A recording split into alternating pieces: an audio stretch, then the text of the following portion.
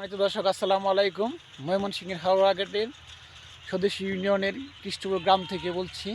যে আপনারা দেখতে পাচ্ছেন একজন কৃষক, উনি বন্যার পরবর্তীতে যখন ফসল আমাদের হাওড়াঘাট উপজেলার 56% ফসল যখন পানিতে তলিয়ে গেছে, তলিয়ে যাওয়ার শেষ পর্যায়ে উনি নতুন করে স্বপ্ন দেখছেন যে এই জমিটুকুতে যেন যদি সরিষা আবাদ করে কিছুটা যদি এই ক্ষয়ক্ষতি কাটিয়ে উঠানো যায়, সেই লক্ষ্যে উনি সরিষা চাষ করেছেন। আমি প্রতিদিন দেখি ওনাকে এই যে গরু ছাগলকে নিয়ন্ত্রণ করার জন্য উনি প্রায় প্রতিদিন এখানে আসে এই তার সরিষা ক্ষেত উনি পাহারাতেন। আমি এখন আমাদের কৃষক কাকার সাথে কথা বলবো।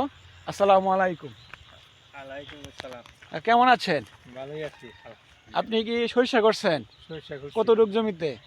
করছি 6-7 কাঠার মতো। 6-7 কাঠা জমিতে। আচ্ছা, আপনার এখানে কি এই বন্যা প্রতি বছরই কি আমন ধান হইতো?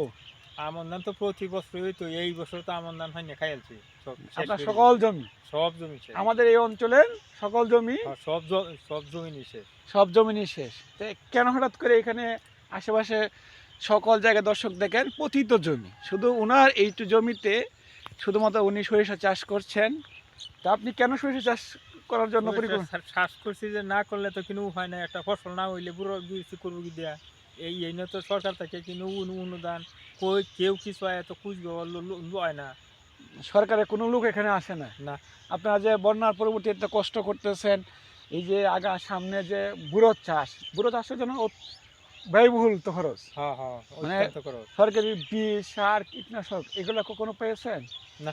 মানে কোনো কৃষি অফিসার এই এলাকায় যে কৃষি অফিসার আছে ওনাকে চিনেন আপনি? না। দেখছেন না এই পর্যন্ত? আপনার বয়স কত? বয়স 60-65। 60-65 বছরে কি কোনো কৃষি অফিসার আপনার সামনে পরিচয় হয়েছে না এই পর্যন্ত? আসে নাই? না। প্রিয় দর্শক, ওনার 60 থেকে 65 বছর বয়স। আচ্ছা, একজন উপসহকারী কৃষিকর্ম, তার কাজ হয়েছে কৃষকের সাথে সম্পর্ক রক্ষা করা, কৃষকের সুখ দুঃখগুলা ভাগাভাগি করা, কৃষকদের সহযোগিতা করা। কিন্তু উনি যদি 60-65 বছর বয়সে যদি একজন কৃষি অফিসার না দেখেন, আমরা কোন দেশে বসবাস করি? একজন কৃষকের যার কাজ যাদের নেই, তারা যদি ওনাকে না চিনে, তারা হতাশাব্যঞ্জক, দুর্ভাগ্যজনক। এই অবস্থা শুধু ময়মনসিংহের হাওড়াঘাট উপজেলার না, আপনি সারা বাংলাদেশের 64টা জেলার 495টি উপজেলার প্রত্যেকটি গ্রামে একই চিত্র।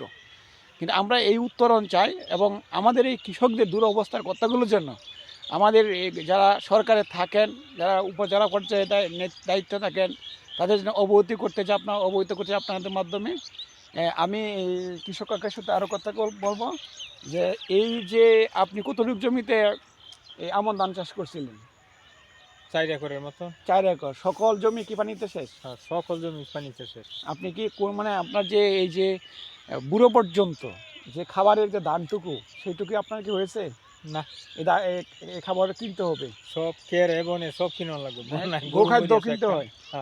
গরু মারা গেছে একটা? গরু একটা মারা গেছে। কি বন্যার পরবর্তী মারা গেছে? মানে কি অসুখে?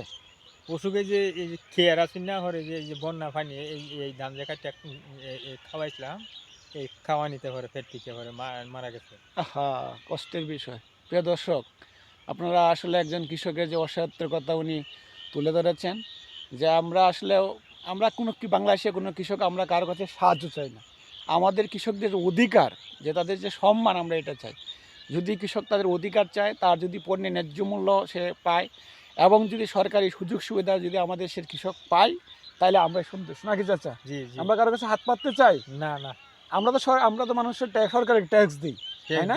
আমাদের ট্যাক্সের টাকা সরকার চলে, সরকারি কর্মচারীদের বেতন হয়, কিন্তু আমাদের ভাগ্যে কিছুই জোটে না। প্রিয় দর্শক, যা আমি আপনাদের মাধ্যমে সকলকে অনুরোধ জানাবো, আমাদের কৃষকদের পাশে থাকেন, কৃষককে সাপোর্ট করেন, কৃষি এগিয়ে যাক, আমাদের দেশ এগিয়ে যাক। সকলকে ধন্যবাদ জানিয়ে আজকের মতো আমাদের প্রোগ্রাম এখানে শেষ করছি। আসসালামু আলাইকুম।